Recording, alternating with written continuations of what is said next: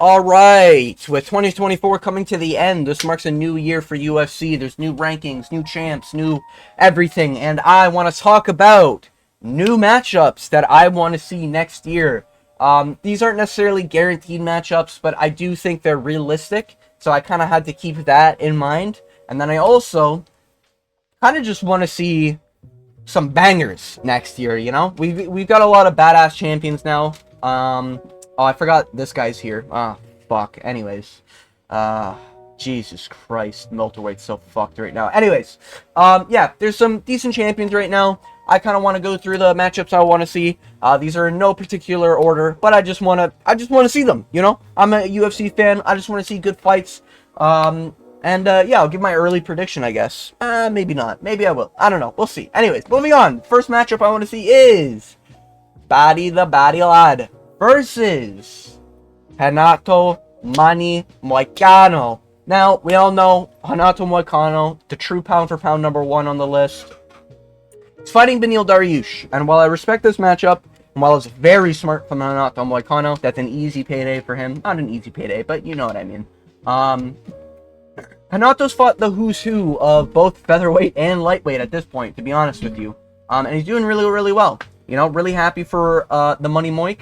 And I think with his grappling credentials, he's got an MMA-style grappling where he's not focusing on just locking in a rear naked choke. He is focusing on moving to certain positions, getting into an advantageous point to start the TKO, raining down elbows, you know, getting the cuts he needs to cut to,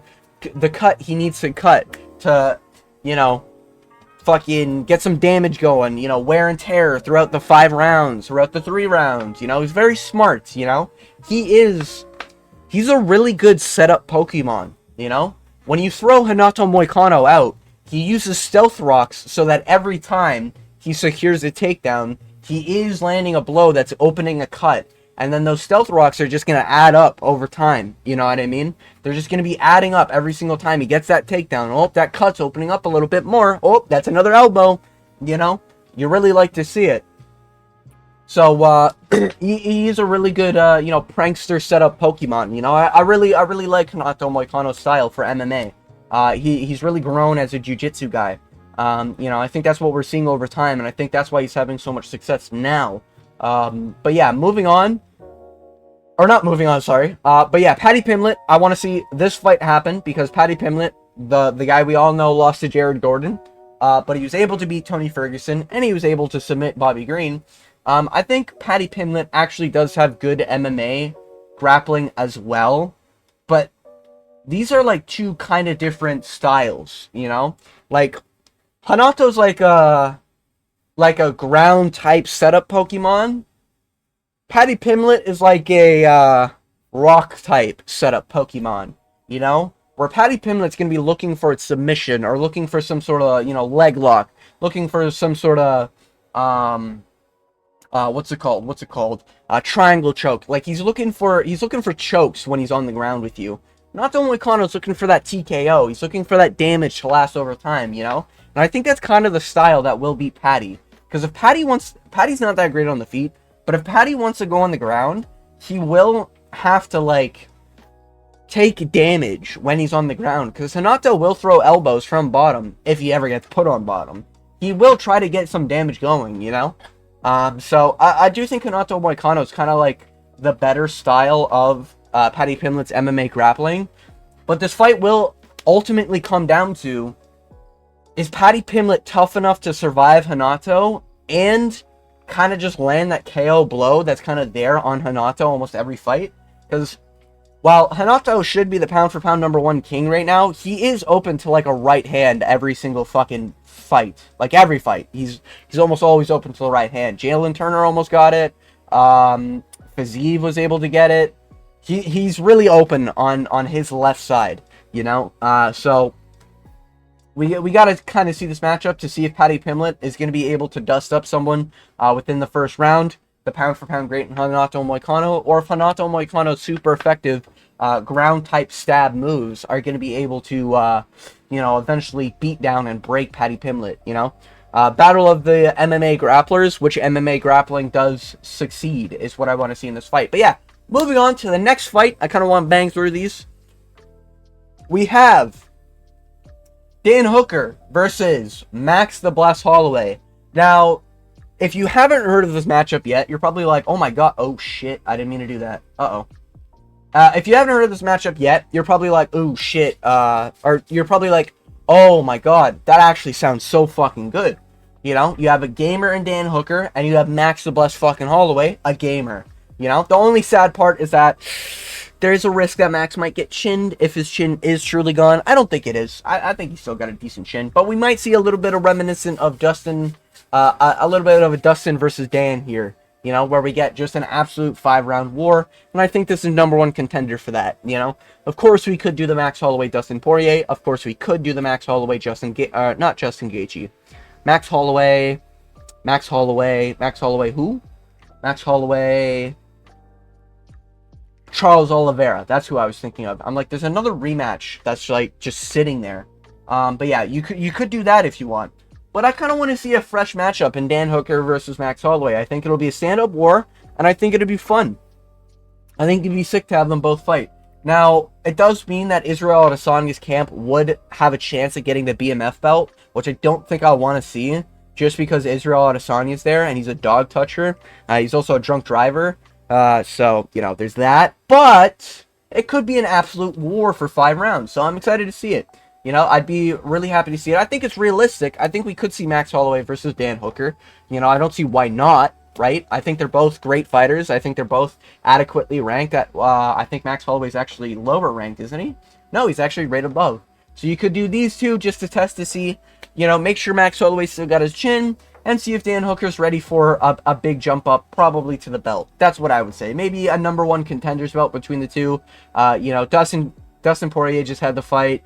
Gaethje's coming off a loss. Oliveira's coming off a decent win. But you could probably have the loser of this fight Oliveira.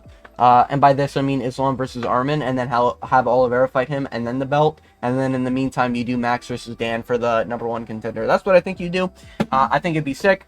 I'd love to see it. But yeah. Yeah, that's pretty much one of the matchups I want to see. Moving on, we have Tommy Espinal versus Alexander Drago Volkov. Now, you might be curious because he just lost to Gaunt. He didn't. He whooped Cyril's Gaunt's ass for 3 rounds.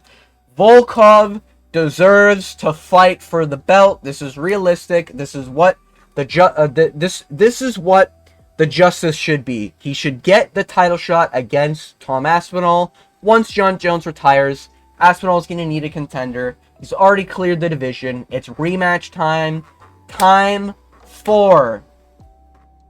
It is time for the Volkov rematch, you know? This ain't the same Volkov. This is grappling Volkov. This is shooting takedowns Volkov. This is submission threat Volkov.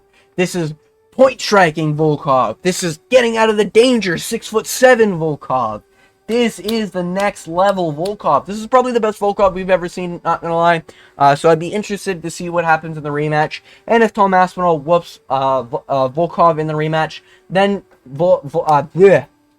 Tom Aspinall will probably be the best heavyweight of all time because he just won't be contested with. But yeah, Alexander Volkov, I think you fight Tom Aspinall. I think that's fair. I think he deserves it. I think give him a chance to get another win on his belt, you know? For legacy, right? Because Volkov's not going to be around that much longer, I think, and he's only improved, you know, but 36, you know, next year's going to be 37. We're getting close to that fall-off age, right? So, I think Volkov is still kicking. I think he's still dangerous. I think he's still a good striker overall, and there's not many heavyweights that can survive outside of 3 rounds. I think Volkov is one of them. But yeah, with all that being said, moving on to the next matchup. Dricus du Plessis versus Khamzat Chimaev. Now, in my opinion, if DDP wins or loses this next fight, you still do DDP versus Khamzat Chimaev. I don't see why not, you know? How good is Khamzat Chimaev really, guys? You know, he got a submission win over Robert Whittaker, but, like, you know, Robert Whittaker's way past his prime, guys. You know, he's way past his prime. This shouldn't matter, guys. Come on now. Come on, you know? We need a #1 contender here, you know? And I think, actually, what's more realistic, if that is Sean Strickland wins, they should do a trilogy. make Khamzat wait a little bit, because fuck him. Maybe he'll get sick again. But regardless, I want to see this matchup really bad. I want to see DDP versus Khamzat Chimaev, only because everyone talks about Khamzat Chimaev like he's this dangerous killer now. I'm just gonna keep it a buck. I genuinely do think DDP beats Khamzat Chimaev. Now, I know you're probably thinking, who the fuck are you making these picks? You don't know anything about the sport. Did you even see Khamzat Chimaev's last performance? Yeah, but I also know that Khamzat Chimaev never shows up 100%. That was probably the first fight Khamzat Chimaev has showed up for 100% in like fucking 15 fights. And he's only had 14. You know what I mean? He doesn't show up healthy. He gets sick. He pulls out of fights. You know, it's only because his opponent is gracious enough to wait for him that he will get that fight. You know, off the couch, Kamaru Usman almost beat him. If this was training camp Usman in welterweight, he probably does beat Khamzat Chimaev, even with Kamaru Usman's wobblestone, cobblestone bad knees, as a certain Peaches and Creamsville aficionado would say. But yeah, Kamaru Usman literally did almost just whoop Khamzat Chimaev. And I know that's Kamaru Usman. He's still, like, pretty decent. But Kevin Holland, dog shit fighter. I don't even know why people give Kevin Holland respect still. Gilbert Burns almost beat him as well. Close fight, right? Khamzat Chimaev was able to submit Robert Whittaker. But I think this was a case of just, like, Robert Whittaker's jaw being ready to be unhinged and the angle it was landed.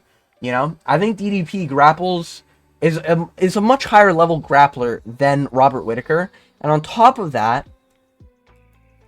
from the Kamaru Usman performance, oh, he broke his hand or whatever, let's just assume there's one debuff on Khamzat. Whether it's autoimmune goes down, whether it's staph infection, whether it's broken hand, whether if it's a broken foot. Regardless, something's going to slow down Khamzat's pace before the fight even starts. And if it is even a semblance of what it was against Kamaru Usman, DDP's a big dude. I think he'd be able to, like, shuck off Khamzat Chimaev. And if he just survives round one, Khamzat Chimaev's got to survive 4 rounds with DDP. I just can't see it, you know? I don't see Khamzat Chimaev surviving 4 rounds with DDP. Now, DDP, on the condition that he survives 1 round, he's then going to be able to whoop Khamzat Chimaev's ass. That's how I see it, personally, you know? I've had a few people have to take that, you know, Khamzat Chimaev hits really hard. Maybe that's the case, but we haven't seen that in kind of a long time since GM3. That was like 4 years ago, almost 5 years ago. So who really knows? Maybe the autoimmune's getting to him. There's a lot of questions here, right? So I'm not convinced that Khamzat Chimaev is this crazy, dangerous wolf, you know? I'm convinced that DDP probably does whoop Khamzat Chimaev after round 1. And I think he does live round 1. He just survives round 1. You know, DDP normally has a pretty good game plan. DDP is very diverse on the feet. He's throwing head kicks on Strickland when he's 2 feet in front of him. Like, this guy is kind of crazy. He's explosive with his takedowns. He's got okay takedown defense. I know some people are like, Derek Brunson took him down, right? But that was a little bit ago, to be fair. But regardless, I think DDP's just improving, and I think DDP's just, like, gonna be better, you know? They're actually the same age, which is kind of interesting to think about. But yeah, this is really interesting. 2 young bucks, 2 really dangerous guys, and 2 guys that at one point everyone was saying wasn't gonna be able to do shit ever, you know? So, yeah. I think DDP wins that. I want to see this matchup just so I can prove all those Khamzat Chimaev dick riders wrong, pretty much. No, but I do think it'd be an interesting match. Anyways, moving on to the final fight I have here. I've only got 5. Wanted to keep the video relatively short. We have a matchup that is realistic, but I just don't think it's going to happen, but I want to see it happen. Is Ilia Topuria versus Diego Lopez. Now, I want to see this so fucking bad because I think Lopez is the only person in featherweight that gives Ilia Topuria problems. If Ilia Topuria beats Diego Lopez, no one beats Ilia Topuria for the next decade. That's all I'm saying. I think Diego Lopez actually has a better chance of beating Ilia Topuria than Islam Makhachev. Diego Lopez is kind of a tall dude. He is almost 6 foot. He's got some of the fastest hands in the sport. Same with Ilia. He's got some of the heaviest hands in the sport. He knocked out Brian Ortega and woke Brian Ortega up within a second, which is insane to do. Ilia Topuria also has 2 goats in his hands, you know? It's just, oh man, these guys' credentials are insane. These guys' pace are insane. These guys' work ethic is insane. These guys both speak Spanish. Perfect for Espanol fight cards.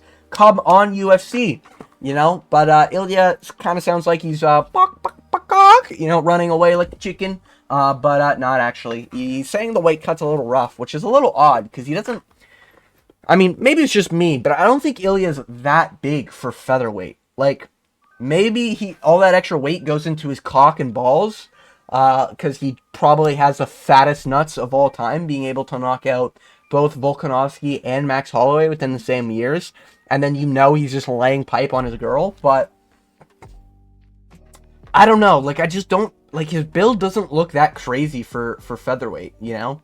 Where Diego Lopez looks like a filled-in featherweight. Like, this guy's not weighing in at 144, you know what I mean? This guy's weighing in at 145 every time, you know what I mean? That's the vibe I get when I see this guy's build. But yeah, I want to see this matchup really bad. I think it's sick.